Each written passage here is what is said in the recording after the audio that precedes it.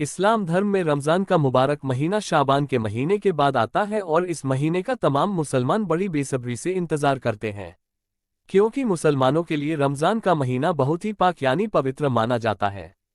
इसलिए मुस्लिम लोग रमज़ान के पूरे महीने रोज़ा रखते हैं, पाँचों वक्त की नमाज अदा करते, ज़कात देते हैं और अल्लाह की खूब इबादत करते हैं, क्योंकि रमज़ान के इस मुबारक महीने में अल्लाह की इबादत करने का दुगना सवाब मिलता है।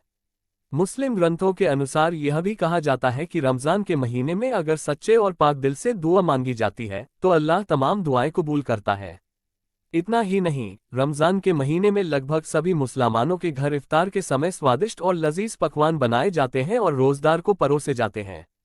इस्लाम धर्म में रमज़ान का मुबारक महीना शाबान के महीने के बाद आता है और इस महीने का तमाम मुसलमान बड़ी बेसब्री से इंतज़ार करते हैं, क्योंकि मुसलमानों के लिए रमज़ान का महीना बहुत ही पाक यानी पवित्र माना जाता है।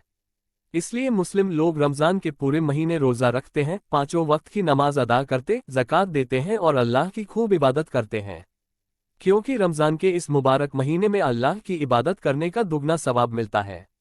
मुस्लिम ग्रंथों के अनुसार यह भी कहा जाता है कि रमज़ान के महीने में अगर सच्चे और पाक दिल से दुआ मांगी जाती है तो अल्लाह तमाम दुआएं कबूल करता है। इतना ही नहीं, रमज़ान के महीने में लगभग सभी मुसलमानों के घर इफ्तार के समय स्वादिष्ट और लजीज पकवान बनाए जाते हैं और रोज़दार को परोसे जाते हैं।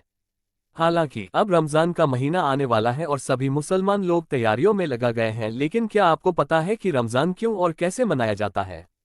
इस्लामिक कैलेंडर के अनुसार रमज़ान एक महीने का नाम है जो शाबान के महीने के बाद आता है। इस्लामिक कैलेंडर में यह महीना 8 महीने के बाद यानी 9वें नंबर पर आता है, लेकिन दिलचस्प बात यह है कि महीने की तारीख हर साल चांद के हिसाब से बदलती रहती है। हालांकि सबसे पहले सऊदी अरब में रमज़ान या फिर ईद का चांद नजर आता है। अगर हम रमज़ान के शाब्दिक अर्थ की बात करें तो रमज़ान एक अरबी भाषा का शब्द है जिसका मतलब होता है जलाने के, यानी इस महीने में लोगों के तमाम गुनाह जल जाते हैं। इसलिए रमज़ान के पूरे महीने तमाम मुस्लिम लोग रोज़ा रखते हैं और अल्लाह की इबादत करते हैं।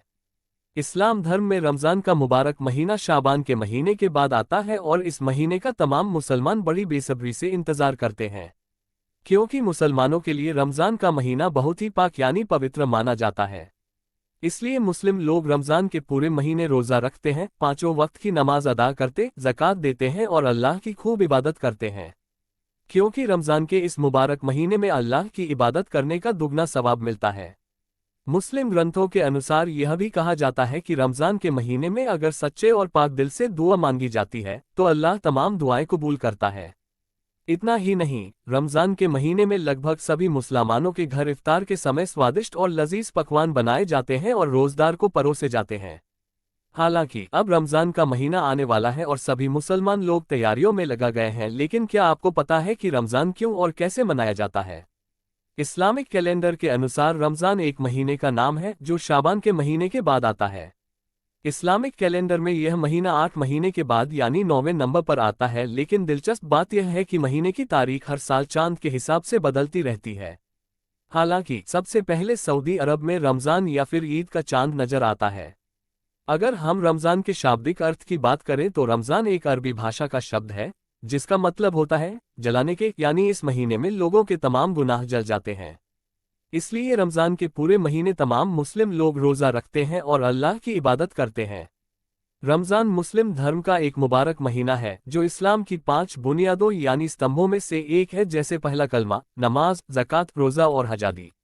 महीने में मुसलमानों की प्रमुख किताब यानी कुरान भी पैगंबर मोहम्मद पर नाजिल हुआ था।